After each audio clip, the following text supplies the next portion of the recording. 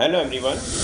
जो इस टॉपिक है इस वीडियो का वो है सेक्शन 34 ऑफ आईपीसी 1860, जो कि कहलाता है एक तरह से कॉमन इंटेंशन के बारे में बताता है। तो सेक्शन 34 को हम ऐसा डिफाइन कर सकते हैं कि section 34 does not define offence, but मतलब वो डिफाइन नहीं कर रहा, ये ऑफेंस को डिफाइन नहीं करता, but it is included with other offences. जैसे हम कहते हैं कि कोई भी सेक्शन उस साथ में लगा दिया, so and so section with section 34, इस तरह से। तो when crime is done by the two और मोर देन टू पर्सन, तो इस सेक्शन 34 लग सकता है। It explains about the joint liability. मतलब इसमें ऐसा होगा कि सपोज करो अगर स्लेव ने कोई काम किया गड़बड़, तो मास्टर उसके लिए जो है रेस्पॉन्सिबल होगा। यानी act is done with a common intention, then all the persons will be held liable, चाहे से किसी ने भी वो एक्ट किया हो, whether the act is done by one person. इसमें फेमस केस जो केस लॉ था वो था Virendra Kumar Ghosh versus King Emperor, जिसको हम पोस्ट ऑफिस केस के नाम से जानते हैं।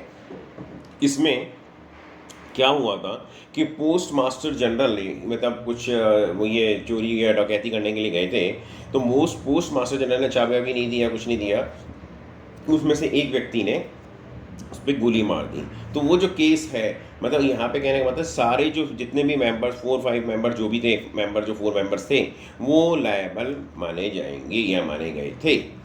तो when act is done by the several person with a common intention, then each of the such person is liable to that act in same manner, whether if it were done by him alone.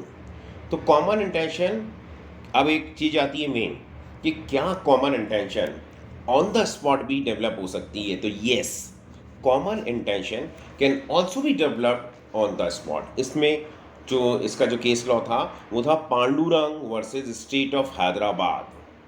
अब इसी के साथ में चलते हुए हम एक चीज़ इसमें यहाँ पे और एक्सप्लेन करेंगे जॉइंट लायबिलिटी के बारे में।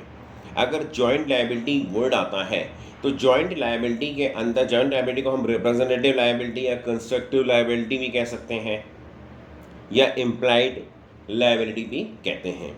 जब ये चीज़ आती है तो उसके अंदर सेक्शन 34 और सेक्शन 149 दोनों अप्लाई होता है, यानी common intention and the common object. इसमें फेमस केस लॉ था Raja Manikyala Rao versus state of Andhra 2004 में।